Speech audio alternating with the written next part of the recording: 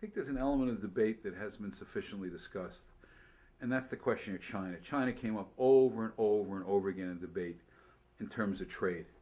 And this is important because it speaks to the worry many middle-class Americans, swing voters, have about trade, that trade isn't working for them. And you see this in an article in the Wall Street Journal today, saying that the middle class, in fact, is suffering from stagnant wages. And the middle class is feeling compressed at both ends. Republicans have to deal with this if they want to have a shot in the next election. In terms of what was said about China, about the manipulation of the currency, this is accurate. In terms of the military buildup, this is accurate. When Fred Thompson responded that we don't want to ditch free trade, he's absolutely right. We don't want to ditch free trade. But we can handle our relationship with China much better than we have. As it now stands, I hate to have to agree with Tom Tancredo, who's something of a crank. As it now stands, our trade deficit with China is financing their military buildup. Not a good thing.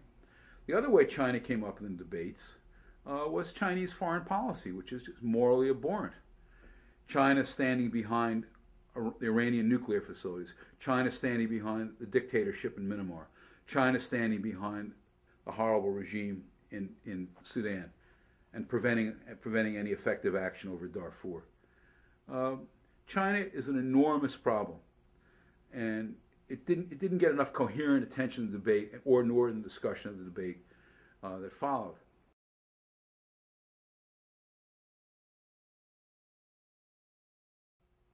A great deal has been made recently of threats by socially conservative Republicans led by James Dobson and Richard Viguerie to leave the Republican Party and run a third-party candidate. And if they do run a third-party candidate who's socially conservative on abortion, for instance, you may get a fourth party and a guy like Tancredo running on an anti-immigration platform. How well they'll do is hard to say, but it's very unlikely they'll get more than 1 or 2% of the vote.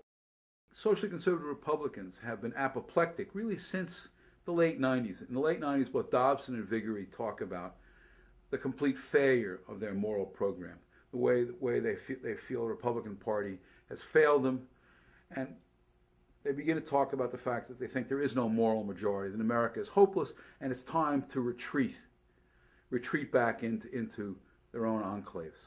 It didn't happen. It didn't happen largely because of a very narrow Republican victory in 2000 and 9/11. But that same dynamic that was there is there now. Part of the reason they're talking third party is that their leverage is dropping dramatically. Evangelical voters are much more diverse than liberals assume. Not all of them will follow, by any means, will follow in this direction. And they're open to a wider range of appeals. They're concerned with terrorism, they're concerned with the economy. So what I see this third-party talk as an attempt by these people to leverage what influence they still have before it fades away even more fully.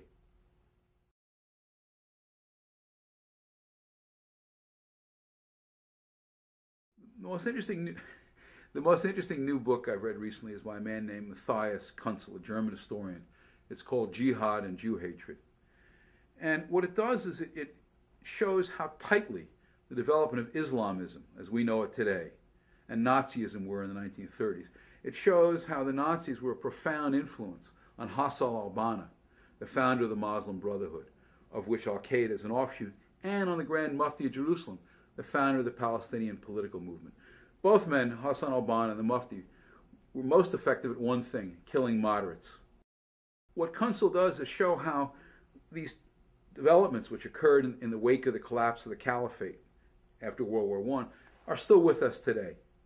That when people use Nazi metaphors, they don't really understand what they're talking about. And that Nazism is one element, not the central element, but an important element of Islamism. It's a short, very well written book by a small press that deserves kudos for bringing it out, Telos Press. And I hope it gets the widest possible readership.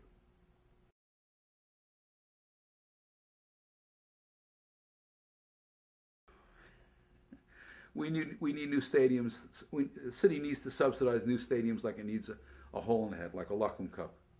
This makes no sense whatsoever, but it's going to happen anyway, and it's unfortunate.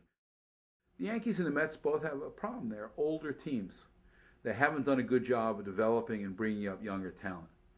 If you look at teams that are playing tonight, the Diamondbacks, the Rockies, the Indians, these are all teams that have developed talented young players and stuck with them. They haven't just tried to buy winners.